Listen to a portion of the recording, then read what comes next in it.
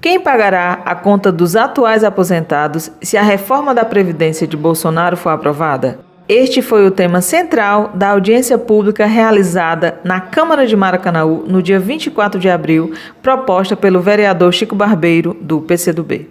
Técnicos, sindicalistas e representantes da sociedade civil integraram a mesa que discutiu todos os pontos do recém-aprovado relatório da PEC 06 de 2019, que tem propositura do atual governo. Para ser aprovada na Comissão de Constituição e Justiça, a PEC teve alguns pontos retirados, o que, segundo especialistas, não faz grande diferença, porque a proposta gira em torno do regime de capitalização. Não teria nenhum impacto financeiro, nem para os trabalhadores, nem para o governo. No entanto, a retirada deles é importante porque demonstra que havia muita coisa ruim, que mesmo tirando ainda ficou muito. Há um dispositivo que é introduzido, o artigo 201A da Constituição Federal, que institui o regime de capitalização. Aí eu acho que esse, de fato, é o ponto mais importante da reforma, porque ele quebra toda a estrutura em que é montada o sistema de repartição. Como é que funciona hoje? Quem entrou no mercado de trabalho, contribuiu, se aposentou e os novos trabalhadores contribuem para manter a aposentadoria desses que já contribuíram. Então, um ciclo que se repete, que nós chamamos de repartição e de solidariedade. As empresas e os empregados contribuem. O governo quer quebrar esse ciclo de solidariedade com a introdução do regime de capitalização, em que o trabalhador contribuiria individualmente numa conta individual administrada por bancos privados e no futuro ele se aposentaria ou tiraria o dinheiro dessa poupança que ele fez. O problema é que esse regime não tem contribuição dos empregadores, esse regime não garante sua aposentadoria e o pior, quem pagará a conta dos atuais aposentados? Se os novos trabalhadores não contribuirão mais para o INSS e sim para um fundo privado que não vai botar dinheiro no INSS. Todas as maldades estão nessa PEC 06 de 2019. A questão da capitalização, ela quebra a questão da solidariedade entre gerações. Como é hoje? Quem está trabalhando paga o benefício de quem está aposentado. Pela proposta da PEC, como ficaria? Quem for trabalhar vai depositar num título de capitalização no banco privado para a aposentadoria dele. Só ele, nem o patrão vai mais depositar, nem o governo. Então, quem está aposentado, como vai resolver? Essa pergunta o Paulo Guedes não responde.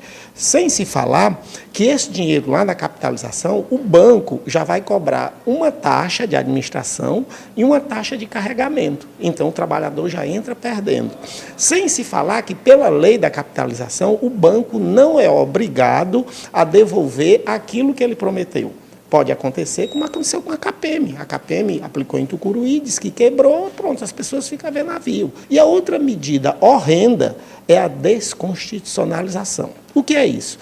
Hoje, a questão da seguridade está na Constituição. Então, para mexer, precisa de 3/5 da Câmara, 3/5 do Senado, em 2 votações. Ele, tirando isso, ele bota para a lei complementar. Botando para a lei complementar, ele pode mexer do jeito que quiser, só necessitando de 257 votos de uma vez só na Câmara. 41 votos só no Senado de uma vez só. A situação da mulher também foi debatida na audiência. Em todos os pontos da nova proposta de aposentadoria, a mulher é a mais penalizada. Observe o que diz Vilani Oliveira, secretária de Formação Política do Suprema, sobre o tempo de contribuição das professoras. Vamos para as professoras, vai aumentar a nossa idade, aumenta o tempo de contribuição. Se contribuirmos até os 30 anos, como a proposta sugere, nós só receberemos 80% dos nossos vencimentos. Para receber a integralidade, nós temos que contribuir por 40 anos, o que significa que nós estaremos em sala de aula até os 70 anos. Não sei se alguém consegue imaginar uma professora numa sala de aula com 70 anos de idade. Outro importante ponto, e que foi amplamente divulgado na mídia, é que o ministro Paulo Guedes, apesar de pedir celeridade na aprovação da emenda constitucional, não apresentou nenhum cálculo para provar que haverá economia no novo regime, principalmente no que diz respeito à idade dos contribuintes. ela afeta toda a estrutura da Previdência, não só da Previdência, como da assistência e da proteção social em geral. Mas especificamente falando de regime próprio de Previdência, só em deixar flexibilizada a forma de mudança das regras de aposentadoria por intermédio de uma lei complementar, ou seja, não vai estar mais na Constituição as regras de aposentadoria, ou seja, não precisa mais de uma emenda constitucional para se mudar a regra de aposentadoria. O professor, principalmente, consegue se aposentar com o homem com 55 de idade, a mulher com 50 anos de idade, e o tempo de contribuição, o homem com 30 e a mulher com 25 de contribuição, de cara a idade em si já vai aumentar. Ela vai ser equiparada à idade que vai ser praticada no regime geral, né? Ou seja, 62 para a mulher e 65 para o homem, vai continuar 65, né, no geral. E fora que também vai mexer em regras de transição que favorecem o servidor público hoje. Ou seja, estão mexendo em uma regra de transição, que já vem de uma outra reforma da Previdência, que eu considero uma tecnia.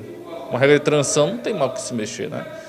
Então, essas regras dão direito ao que? A integralidade de vencimentos e a paridade, que é a igualdade do servidor aposentado, com relação à correção monetária, principalmente, correção do benefício, né? Igualdade com aquele que continua em atividade, no mesmo nível, na mesma classe, na mesma referência do servidor da atividade. Então, assim, eu vejo essa reforma como uma desconstrução de toda essa proteção social, né? E vai ter um impacto negativo também no regime de previdência próprio do servidor público. A questão da economia, por exemplo, que é praticamente a principal justificativa deles, né? Você vê que não foi nem permitido apresentar nem para a Comissão de Constituição e Justiça o quê? O impacto financeiro disso, no orçamento, na projeção atuarial, na projeção financeira. Não foram apresentados os cálculos. Só dizem que vai ter economia, mas os cálculos em si nunca foram apresentados. Praticamente é como se estivessem escondidos. E assim, apesar de haver cobranças na CCJ, acredito que também vai ter cobrança desses cálculos no plenário do Congresso Nacional, principalmente da Câmara dos Deputados, que é quem vai votar primeiro. Então, assim, sem ter os cálculos em mãos, é complicado você votar no escuro. Até é difícil fazer um cálculo numa coisa que ainda, do meu ponto de vista, não está permanentemente estabelecida, até porque a lei complementar vai vir depois. Para os aposentados, a atual reforma representa um flagelo para as próximas gerações, em caso de aprovação. Eu me aposentei bem, que eu sempre ganhei um salário bom. Mas eu me aposentei com 6 salários, mas já estou com 5, está caindo. E aqui eu estou exatamente participando dessa sessão aqui, dessa reunião, já pensando nos meus netos, pensando nos meus filhos, como é que vai ser isso? Porque, na verdade, é um desmanche da Previdência Social. É um verdadeiro desmanche. É triste, por exemplo, se eu morrer hoje, por exemplo, a minha mulher vai ganhar metade do que eu ganho.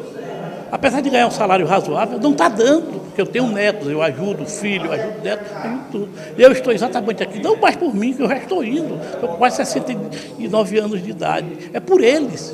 Porque nós estamos, o Brasil está... Se essa PEC realmente passar, o país vai ser um flagelo. Vai ter tudo aquilo que tivemos no passado. Porque todos esses direitos que nós adquirimos recentemente, está tudo indo embora para a caixa do lixo, está indo para o lixo. Então nós temos que convocar o povo para ir para as ruas. Não basta só, vamos mandar e-mails para os nossos deputados federais. Joana Ferreira, presidenta do Suprema, que também esteve presente à audiência, conclama a sociedade maracanauense para barrar a PEC da Previdência. Esse é o momento da gente virar esse jogo, da gente ir para as ruas, da gente barrar essa PEC, que eu costumo dizer que é a PEC da morte. Esse projeto, essa PEC, veio para extinguir os trabalhadores, os pobres, as pessoas que mais contribuem e constroem essa nação. Então é importante dizer que temos que chamar toda não só a categoria dos professores, não só a categoria das mulheres, dos magistérios, mas todos os trabalhadores e trabalhadoras desse país para estar nas ruas, para assinar o abaixo-assinado contra esta PEC, que não nos interessa. Moro em Maracanaú, sou eleitora de Maracanaú E aquele deputado que votar a favor da reforma da Previdência, esse eu farei campanha exclusiva para não voltar nunca mais para a política. Em breve o Suprema vai estar fazendo uma grande manifestação nas ruas de Maracanaú, irmanado com todos os sindicatos, com todos os trabalhadores, para dizer para a sociedade de Maracanaú o que é essa PEC da morte e que nós não somos a favor disso.